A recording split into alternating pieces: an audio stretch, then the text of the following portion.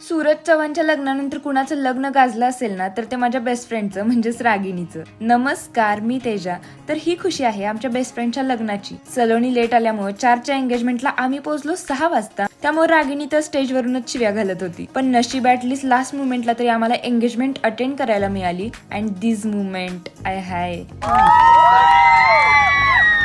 तर एकाच दिवशी 3 फंक्शन असल्यामुळे तिची नुसती धावपळ सुरू होती. त्यामुळे आम्हाला तर तिच्यासोबत एक फोटो पण काढायला मिळाला नाही. मग इकडे आमचंच फोटोशूट चालू होतं आणि तोपर्यंत इकडे त्यांची लग्नासाठी ग्रँड एंट्री झाली. OMG, या लुकमध्ये जणू ती स्वर्गातून उतरलेली अप्सराच दिसत होती. त्यानंतर बौद्ध पद्धतीने त्यांची शपथविधी वगैरे झाला. त्यानंतर आम्ही गेलो पेट पूजा करायला.